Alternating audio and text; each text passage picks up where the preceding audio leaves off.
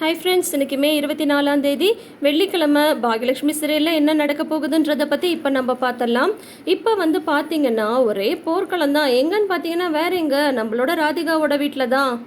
பாட்டியை நேற்று மயக்கம் போட்ட மாதிரி போட்டு நல்லா கோபிக்கிட்ட ராதிகாவுக்கும் அவங்க அம்மாவுக்கும் திட்டம் வாங்கி வச்சுட்டாங்க இல்லையா. இன்றைக்கி வந்து பார்த்திங்கன்னா கமலா வந்து டைனிங் டேபிளில் உட்காந்துட்டு ராதிகாட்ட வந்து பேசிகிட்டு இருக்காங்க. ஆமாம், உன் புருஷனோட பையனுக்கு தானே குழந்தை பிறந்திருக்கு அப்படின்ற மாதிரி கேட்குறாங்க. ஆமாம், செழியனுக்கு தான் அப்படின்றாங்க. ஆமாம், அந்த ரெண்டாவது பையன் வந்து என்ன பண்ணிகிட்ருக்கான் அப்படின்ற மாதிரி கேட்குறாங்க. உடனே ராதிகா வந்து சொல்கிறாங்க, இல்லை அவன் ஏற்கனவே வந்து ஒரு படம் பண்ணிட்டான், இப்போ ரெண்டாவது படம் பண்ணுறதுல ஏதோ பிரச்சனை, அதனால் வந்து ட்ரை பண்ணிகிட்ருக்கான் அப்படின்ற மாதிரி சொல்கிறாங்க. ஆமாம் ஆமாம், அவன்கிட்ட தான் ஏதோ வந்து உங்கள் மாமியார் வந்து பேசிகிட்டு இருந்தாங்க, அவன்கிட்ட வந்து பேசிகிட்டு இருக்கும்போது அவனுக்கு ஏதோ பட வாய்ப்பு ஏதோ கிடச்சிடுச்சு போல் அப்படின்ற மாதிரி வந்து சொல்லிட்டு இருக்காங்க. உடனே வந்து அங்கே ஈஸ்வரி வந்து வந்துடுறாங்க. அப்போது நான் வந்து என் பேர பையன்கிட்ட பேசிகிட்டு இருந்ததை நீ வந்து ஒட்டு கேட்டு இங்கே வந்து சொல்லிட்டுருக்க அப்படி தானே அப்படின்ற மாதிரி ஈஸ்வரி வந்து சொல்கிறாங்க. நான் எதுக்கு வந்து ஒட்டு கேட்கணும், நீங்கள் பேசுகிறது தான் ஊருக்கே கேட்குதே அப்படின்ற மாதிரி கமலா வந்து சொல்கிறாங்க. அப்போ என்ன அவ்வளோ பெரிய வாய் பேசுகிறேன் அப்படின்ற மாதிரி வந்து சொல்கிறியா, அதில் என்ன சந்தேகம், எல்லாருக்கும் கேட்குற மாதிரி தானே கத்திட்டு இருக்கீங்க. அது இருக்கட்டும், உங்ககிட்ட இன்னொரு விஷயம் வந்து கேட்கணும். அது என்ன, உங்கள் பேரனுக்கு மட்டும் குழந்தைய பெற்றுக்கோன்னு சொல்கிறீங்க, அதே உங்கள் பையன் பெற்றுக்கிட்டா தப்பா அப்படின்ற மாதிரி வந்து கேட்குறாங்க கமலா. அதான் நீ கேட்ட கேள்வியிலே வந்து பதில் இருக்குல்ல, அப்புறம் என்ன, அதான் நீயே சொல்லிட்டியே பிள்ளை பெற்றுக்கிற வயசில் பேரன் இருக்கான்னு சொல்லிட்டு, அப்புறம் வந்து பையனையும் வந்து குழந்தை பெற்றுக்க சொல்கிறேன், அதனால தான் சொல்கிறேன் இந்த குழந்தை வேண்டான்னு சொல்லிட்டு அப்படின்ற மாதிரி சொல்கிறாங்க. உடனே ராதிகாவுக்கு வந்து கோவம் வந்துடுது. இந்த குழந்தை வேணும் வேணான்லாம் நீங்கள் முடிவெடுக்க முடியாது அப்படின்ற மாதிரி சொல்கிறாங்க. என் பையனுக்கு குழந்தை வேணும் வேணான்னு நான் முடிவெடுக்காமல் வேற யாரும் முடிவெடுப்பாங்க அப்படின்ற மாதிரி சொல்கிறாங்க. இது வந்து என் குழந்தை, நான் வந்து பெற்றுக்கணும்னு முடிவு பண்ணால் அது வந்து நான் பெற்றுப்பேன் அப்படிதான் அப்படின்ற மாதிரி சொல்கிறாங்க. நான் சொன்னால் கோபி வந்து எதுவுமே சொல்ல மாட்டார் அப்படின்னு சொல்கிறாங்க. அப்படின்னு நீ வந்து கற்பனை பண்ணிட்டு இருக்காத, என் பையன் நான் என்ன சொல்கிறேனோ அதை தான் வந்து கேட்பான், என் வார்த்தைக்கு மறுபேச்சே பேச மாட்டான் என் கோபி அப்படின்ற மாதிரி வந்து சொல்லிட்டு இருக்காங்க. இதில் வர கோபி வந்து வந்துடுறாங்க. வந்துட்டு ஒளிஞ்சு நின்றுட்டு பார்த்துட்டு இருக்காங்க. ஐயையோ, இன்னும் காலையில் ஆரம்பித்த சண்டை இன்னும் முடியல அப்படின்ற மாதிரி கோபிக்கு வந்து இருக்குது. அப்புறம் வந்து பார்த்தீங்கன்னா உடனே வந்து கமலா வந்து சொல்கிறாங்க, கேட்பாரு நீங்கள் சொல்கிறதெல்லாம் கேட்டுகிட்டே இருப்பார், பார்த்துக்கிட்டே இருங்க அப்படின்ற மாதிரி இருக்கும்போது கோபி ஒளிஞ்சிட்டு இருக்கிறத வந்து கமலா வந்து பார்த்துடுறாங்க.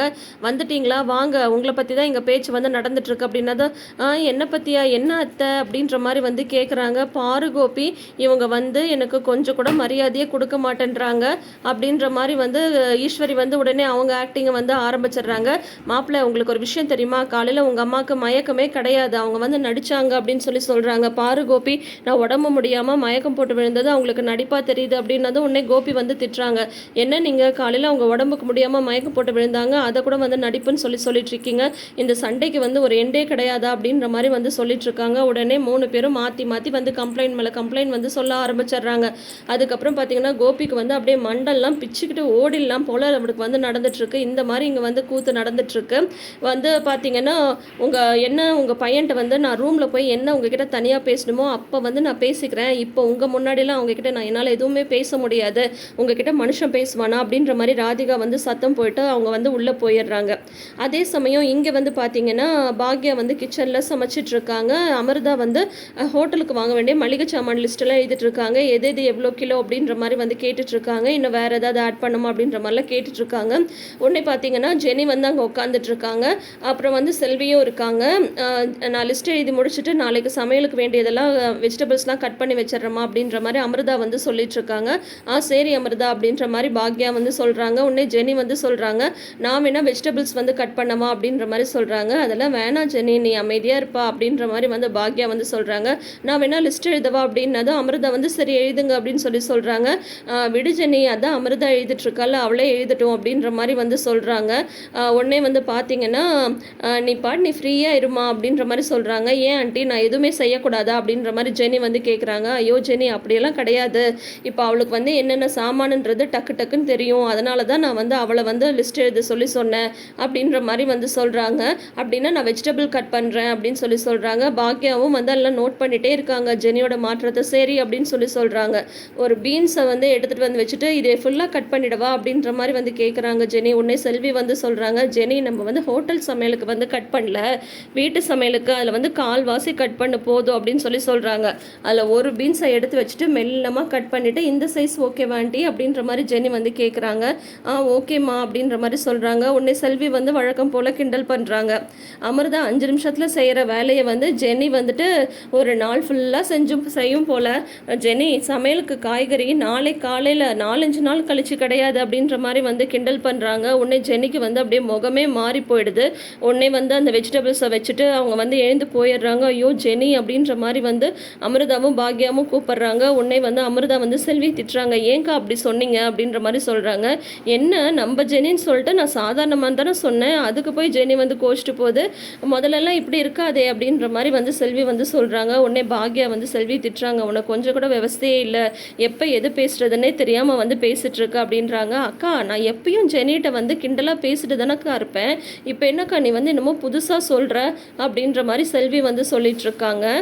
இப்போ ஜெனிக்கு என்னதான் ஆச்சுன்னே தெரியல. இப்போ வந்து பார்த்தீங்கன்னா ஜெனிக்கும் அமிர்தாக்கும் ஈகோ கிளாஷ் வந்துடும் போல இருக்கு. அமிர்தா பாவம் அந்த பிள்ளை அமைதியாக தான் இருக்குது, அது பாட்டிக்கு அது வேலையை சிவனேன்னு பார்த்துட்டு இருக்கு. ஏற்கனவே வந்து அதனால வீட்டில எல்லாம் ப்ராப்ளம் ஆயிடுச்சுன்னு சொல்லிட்டு அமிர்தா வந்து சைலண்ட்டாக தான் இருக்காங்க. ஆனால் ஜெனி வந்து பார்த்தீங்கன்னா இப்போ அப்படியே கம்ப்ளீட்டாக மாறிட்டாங்க. நம்மளுக்கு ஜெனியோட கேரக்டர் வந்து இந்த மாதிரி ஏற்றுக்கவே முடியல. அமிர்தாவை பற்றி யாராவது பேசினா உடனே ஜெனிக்கு வந்து முகமே மாறி போயிடுது. பாக்யா வந்து இதை நோட் பண்ணிட்டு தான் இருக்காங்க. அதுக்கப்புறம் பார்த்தீங்கன்னா கொஞ்ச நேரத்தில் வந்து எழில் வந்து அவரோட ஸ்கிரிப்டை வந்து அப்படியே வந்து நடித்து காட்டுறாரு. கதையை வந்து சொல்லி முடிக்கிறாரு. ஸ்கிரிப்ட் இன்னும் ரெடி பண்ணல, கதையை வந்து சொல்லி முடிக்கிறாரு. அது அவர் சொல்லி முடித்ததை எல்லாரும் கைத்தட்டுறாங்க. சூப்பர் சூப்பர் அப்படின்ற மாதிரி வந்து பாராட்டிகிட்டு இருக்காங்க. உடனே வந்து பார்த்தீங்கன்னா செல்வி வந்து சொல்கிறாங்க, எழில் தம்பி உங்களோட படத்தில் எனக்கு ஒரு சான்ஸ் இருக்குல்ல, பெருசாக நான் ஒன்றும் ஹீரோயின் சான்ஸ் எல்லாம் கேட்கல, அந்த ஹீரோயின் கூட ஒரு ஃப்ரெண்டு வருவாளே அந்த கேரக்டர் எனக்கு கொடுங்க அப்படின்ற மாதிரி வந்து சொல்கிறாங்க. உடனே ஜெனி வந்து கேட்குறாங்க, முடியாது அதெல்லாம் கொடுக்க முடியாது அப்படின்றாங்க. நான் எழில் கிட்ட தானே கேட்குறேன், நீ ஏன் ஜெனி வேணான்னு சொல்கிற அப்படின்ற மாதிரி செல்வி வந்து கேட்குறாங்க. எனக்கு வீட்டு வேலையே செய்ய தரலன்னு சொல்லிட்டு என்னை கிண்டல் பண்ணிங்களா, உங்களுக்குலாம் நடிக்கலாம் சான்ஸே கிடையாது அப்படின்ற மாதிரி வந்து சொல்லிட்டு இருக்காங்க. அதெல்லாம் நான் சூப்பராக நடிப்பேன், நான் வந்து ஸ்கூலில் வீரபாண்டிய கட்டபொம்மன் வசனம்லாம் பேசியிருக்கேன், வேணா நான் இப்போ பேசி காட்டுறேன் பாருங்க அப்படின்னு சொல்லிட்டு உடனே வந்து அந்த வானம் பொழிகிறது பூமி விளைகிறது அந்த டைலாக் இருக்கு இல்லையா, அதை வந்து பேசிட்டு இருக்காங்க. பேசி முடிச்சது, நீ என்ன எனக்கு மாமனா மச்சானா அப்படின்னு திரும்புகிறாங்க. பார்த்தா செழியன் வந்து நிற்கிறாங்க. அக்கா என்னது இதெல்லாம் அப்படின்ற மாதிரி வந்து கேட்குறாங்க. ஓ அதுவா, நான் வீரபாண்டிய கட்டபொம்மன் வசனம் பேசிட்டு இருந்தேன் தம்பி அப்படின்னு சொல்கிறாங்க. உடனே செழியன் வந்து எழில வந்து தூக்கி சுத்துறாரு. ஏய் தம்பி சூப்பர்ரா சூப்பர்ரா அப்படின்னு சொல்லிட்டு எனக்கு எவ்வளோ சந்தோஷமாக இருக்குது தெரியுமா அப்படின்ற மாதிரி வந்து சொல்லிட்டு ஸ்வீட்டு வாங்கிட்டு வந்திருக்காரு. அதை வந்து கொடுக்குறாரு. முதல்ல அம்மா கூடுறா அப்படின்றாங்க. இல்லை இல்லை ஃபஸ்ட்டு உனக்கு தான் அப்படின்னு சொல்லிட்டு செழியன் வந்து ஸ்வீட்டை எழிலுக்கு ஊட்டிட்டு அதுக்கப்புறம் எல்லாருக்கும் கொடுக்குறாங்க. அம்மா பாட்டிக்கு இந்த விஷயத்த சொல்லிட்டியா அப்படின்ற மாதிரி கேட்குறாங்க. பின்ன சொல்லாமலா, அதெல்லாம் சொல்லிட்டேன், அவங்களுக்கும் ரொம்ப சந்தோஷம் அப்படின்ற மாதிரி எழில் வந்து சொல்லிட்டு இருக்காங்க. உடனே தாத்தா வந்து வெளியில் வராங்க. வெளியில் வரும்போது வந்து பார்த்தீங்கன்னா உடனே வந்துட்டு என்ன ஒரே கலைபரமாக இருக்குது அப்படின்ற மாதிரி வந்து கேட்குறாங்க. இல்லை செழியன் வந்து ஸ்வீட்டெல்லாம் வாங்கிட்டு வந்தான் தாத்தா அதான் அப்படின்னு சொல்கிறாங்க. உடனே செழியன் வந்து கேட்குறாங்க, தாத்தா இப்போ உங்களுக்கு உடம்பு பரவாயில்லையா, லோ பிபி எல்லாம் ஓகே ஆகிடுச்சு அப்படின்னதும் அதெல்லாம் சூப்பராக ஓகே ஆகிடுச்சுப்பா, அதான் அமிர்தா வந்து டைமுக்கு டேப்லெட்டு சாப்பாடு எல்லாமே கொடுத்து அற்புதமாக என்னை பார்த்துக்குச்சு, அதனால் எல்லாமே இப்போ சரியாயிடுச்சு அப்படின்னு சொல்கிறாங்க. உடனே ஜெனிக்கு வந்து முகமே மாறி போயிடுது. உடனே தாத்தாட்ட வந்து கேட்குறாங்க, ஏன் தாத்தா அப்படின்னா நான் உங்களை பார்த்துக்கலன்னு சொல்கிறீங்களா அப்படின்னு சொல்கிறாங்க ஜெனி. ஐயோ நான் எப்போம்மா அப்படி சொன்னேன், அமிர்தா வந்து டைமுக்கு வந்து டேப்லெட்டு ஃபுட்டு எல்லாமே கொடுத்து பார்த்துக்குச்சுல, அதை தான் சொன்னேன், இதில் போய் என்ன இருக்குது அப்படின்ற மாதிரி பேசிட்டே தாத்தா வந்து உட்காடுறாங்க. உடனே ஜெனி வந்து அப்படியே கோச்சிட்டு மறுபடியும் எழுந்து போயிடுறாங்க. உடனே வந்து அமிர்தாக்கு என்ன பண்ணுறதுன்னே புரியல, அவங்களுக்கு ஒரு மாதிரி ஆகிடுது அமிர்தாக்கு. பாக்யாவும் அதை வந்து கவனிச்சிடுறாங்க. சாப்பாடும் வேண்டான்னு சொல்லிட்டு போயிடுறாங்க ஜெனி. அப்புறம் வந்து பார்த்தீங்கன்னா சரி நீங்கள் எல்லாரும் சாப்பிடுங்க அப்படின்ற மாதிரி சொல்லிட்டு அப்புறம் பாக்யா வந்து தனியாக சாப்பாடு எடுத்துகிட்டு போகிறாங்க. மேலே ஜெனிக்கு வந்து கொண்டு போகிறாங்க. எனக்கு பசிக்கல ஆண்டி அப்படின்னு சொல்கிறாங்க. என்ன ஜெனி இப்படி சொல்கிற, நீ வந்து குழந்தைக்கு ஃபீட் பண்ணிகிட்ருக்க, நல்லா சத்தான ஆகாரமாக எடுத்துக்க வேண்டாமா, சாப்பிடு அப்படின்னு சொல்லிட்டு குழந்தைய வந்து அவங்க வந்து வாங்கிக்கிறாங்க. அந்த பாப்பா ரொம்ப க்யூட்டாக இருக்குது. அப்புறம் வந்து பார்த்தீங்கன்னா ஜெனி வந்து சாப்பிட்றாங்க. அப்போது ஜெனிட்ட வந்து பாக்யா கேட்குறாங்க, ஜெனி உனக்கு எதுவும் பிரச்சனை இல்லையே, எல்லாம் நார்மல் தானே அப்படின்ற மாதிரி கேட்குறாங்க. ஒன்றும் பிரச்சனை இல்லை ஆண்டி, நான் நல்லா தான் இருக்கேன் அப்படின்ற மாதிரி சொல்கிறாங்க. இல்லை ஜெனி நான் என்னமோ வீட்டு வேலை எல்லாமே வந்து அமிர்தாவுக்கு சொல்கிறேன், உனக்கு வந்து எதுவும் கொடுக்கறதில்ல அப்படின்ற மாதிரி நீ வந்து நினைக்கிறியா, அப்படியெல்லாம் எதுவுமே கிடையாது ஜெனி, இப்போ அவளுக்கு வந்து வீட்டு வேலைலாம் செஞ்சு நல்லா பழக்கம் இருக்குது, அதனால் அவளுக்கு வந்து கொடுக்குறேன். இதே ஹோட்டல் விஷயமா லோன் வாங்கணும் இல்லை வேறு ஏதாவது வந்து ஃபினான்ஷியல் ஹெல்ப்பு இல்லை ஹோட்டல் சம்மந்தமாக ஏதாவது ஐடியாஸ் வேணும்னா நான் வந்து உன்னை கேட்பேன், ஏன்னா அது வந்து அமிர்தாவுக்கு தெரியாதுல்ல, அதெல்லாம் உனக்கு தெரியும்ல, அதனால் உங்கள் 2 பேரையும் நான் வந்து ஈக்குவலாக தான் பார்த்துட்ருக்கேன். எனக்கு சொல்ல போனால் ஒரு மாமியாராக நான் சொல்லக்கூடாது தான், ஆனால் தெரிஞ்சுக்கோ, நீ வந்து வீட்டு வேலையெல்லாம் கற்றுக்காமல் இருக்கிறதே நல்லது தான். நீ மட்டும் கற்றுக்கிட்டேன்னு வையேன், அதுக்கப்புறம் கடைசி வரைக்கும் நம்மளை வீட்டு வேலையே செய்ய சொல்லிடுவாங்க. நீ வந்து ஜாலியாக இரு. அது இல்லாமல் இப்போ தான் உனக்கு குழந்தை பிறந்திருக்கு, இப்போ நீ நல்லா ரெஸ்ட் எடுத்துக்கணும். இப்போ என்ன கொஞ்சம் கொஞ்சமாக அதெல்லாம் கற்றுக்கிட்டா போச்சு, நீ அதெல்லாம் எதுவுமே நினச்சிக்காத சரியா அப்படின்ற மாதிரி பாக்யா வந்து சூப்பராக வந்து சொல்கிறாங்க ஜெனிக்கு புரிகிற மாதிரி. இப்போ வந்து பார்த்திங்கன்னா, ஐயோ ஆண்டி நீங்கள் இவ்வளோ தூரம் சொல்லணும்லாம் ஒன்றும் இல்லை அப்படின்ற மாதிரி சொல்கிறாங்க. இருந்தாலும் பாக்யாவுக்கு வந்து புரியுது, ஜெனிக்கு வந்து ஏதோ ஒரு காம்ப்ளெக்ஸ் வந்துடுச்சு, ஏதோ ஒரு இன்செக்யூரிட்டியாக அவங்க ஃபீல் பண்ணுறாங்க அப்படின்ற மாதிரி பாக்யாவுக்கு வந்து தெரிஞ்சிடுது. அதுக்கப்புறம் செழியன்ட்டையும் பாக்யா வந்து சொல்கிறாங்க, நீ வீட்டுக்கு வந்துட்டு மொபைலை வந்து ஸ்விட்ச் ஆஃப் பண்ணி வச்சிடணும், ஜெனி கூடயும் குழந்தை கூட தான் டைம் ஸ்பெண்ட் பண்ணணும் அப்படின்ற மாதிரி ஸ்ட்ரிக்டாக செழியன்ட்டையும் சொல்லிடுறாங்க பாக்யா.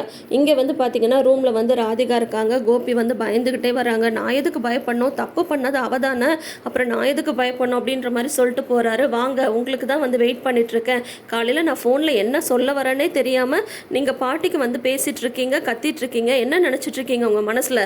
இப்போ சொல்கிறேன் கேட்டுக்கோங்க, நாளைக்கு காலையிலலாம் உங்கள் அம்மா இங்கேருந்து கிளம்பி ஆகணும். உங்கள் அம்மா கூடலாம் என்னாலலாம் வந்து இருக்க முடியாது, இது நம்ம வீடு அப்படின்ற மாதிரி சொல்கிறாங்க. அதே என்ன நீ இப்படி சொல்லிட்ட, எதுக்கு அவங்க காலையில் கிளம்பணும், என் அம்மா என் கூட இருக்கிறதுக்காக வந்திருக்காங்க, அதெல்லாம் அவங்கள அனுப்ப முடியாது அப்படின்னு சொல்கிறாங்க. அனுப்பித்தான் ஆகணும் கோபி, உங்களுக்கு காலையில் வரைக்கும் தான் டைமு. உங்கள் அம்மா என்ன பேச்சு பேசுகிறாங்க பார்த்தீங்கல்ல, எங்கள் அம்மாவுக்கும் அது வந்து ரொம்ப இன்கம்ஃபர்டபுளாக இருக்குது. உங்கள் அம்மா பண்ணுறது ஒன்று கூட சரியில்லை, அவ்வளோ நடிப்பு நடிச்சுட்டு தேவையில்லாத பேச்செல்லாம் பேசிகிட்டு இருக்காங்க.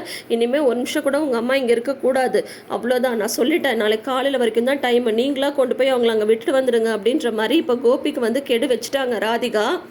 இதோட இன்னைக்கு எபிசோடை வந்து முடிச்சிருக்காங்க. ஸோ நாளைக்கு வந்து வீட்டுக்கு போங்கன்னு சொல்லிட்டு கோபி எப்படி பாட்டிகிட்ட சொல்ல முடியும்? அதனால் கண்டிப்பாக கோபிக்கும் ராதிகாக்கும் நாளைக்கு ஒரு கிளாஷ் இருக்குது. நம்மளுக்கு நல்ல ஹாப்பியாக இருக்குது. சூப்பர், நீங்கள் வந்து பாக்யா வீட்டில் வந்து உட்காந்துட்டு என்னெல்லாம் அராஜகம் பண்ணீங்க, இப்போ பாட்டி பண்ணுறது கரெக்டு தான். நீங்கள் வந்து அங்கே வந்து உட்காந்துட்டு இது என் வீடு, என் புருஷனோட வீடு, நீ முதல்ல வீட்டை விட்டு வெளியே போ அப்படின்லாம் சொன்னல. இப்போ வந்து இது உன்னோட புருஷன் வீடு தான், வந்திருக்கிறது உன்னோட மாமியார் தான், அப்போ நீங்கள் தானே ராதிகா அவங்கள வந்து பார்த்துக்கணும். ஸோ என்ன தான் நடக்குதுன்னு பார்க்கலாம். ஸோ தொடர்ந்து வீடியோஸ்க்கு நம்ம சேனல் இப்போயே சப்ஸ்கிரைப் பண்ணி வச்சுக்கோங்க. பக்கத்தில் இருக்கிற நோட்டிஃபிகேஷன் பெல் ஐக்கானில் ஆல் சிம்பிள் கிளிக் பண்ணிக்கோங்க. கூடவே இந்த ப்ரிவ்யூ பற்றின உங்களோட கருத்துக்களை மறக்காமல் ஷேர் பண்ணுங்கள். தேங்க்யூ.